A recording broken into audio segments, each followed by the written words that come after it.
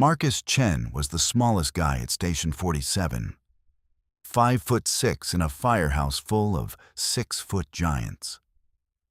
While other firefighters had the latest gear, Marcus wore hand-me-down equipment that was 2 sizes too big and a decade too old. Budget cuts hit his underfunded station hard. The wealthy stations across town got new trucks and modern equipment. Station 47 got Marcus, a rookie who had to prove himself every single day. At the annual Firefighter Olympics, Marcus showed up in his old gear. That's when he met them. Jake Morrison and his crew from Station 12, the elite firehouse.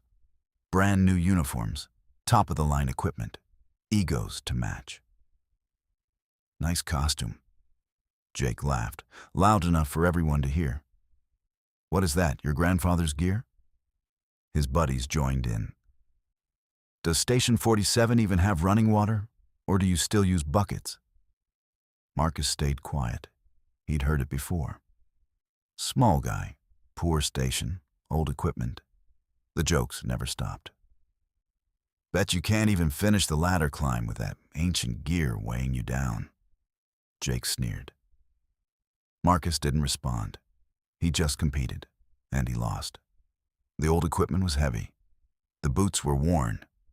He came in the last place, while Jake's team celebrated their victory. Better stick to desk work, Tiny. Jake called out. Leave the real firefighting to us. 2 weeks later, everything changed. A chemical plant exploded on the east side.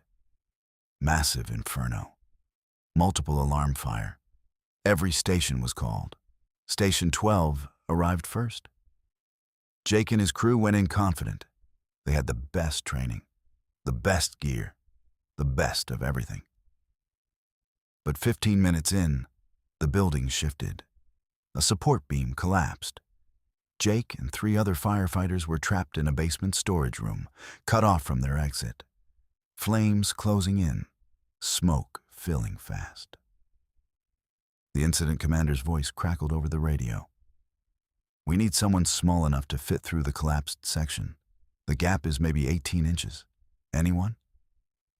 Silence. The firefighters were too big. The gap was too narrow. Time was running out. Then Marcus stepped forward. I can fit. His captain looked at him. Marcus, that gear is old. The heat resistance. I know. But I can fit. They don't have time. Marcus squeezed through that impossible gap. His old gear scraped against concrete and twisted metal. The heat was unbearable. Every instinct screamed to turn back. But he kept going. When he reached them, Jake's face said everything. Shock, shame, fear. You? Jake whispered through his mask. Yeah, me.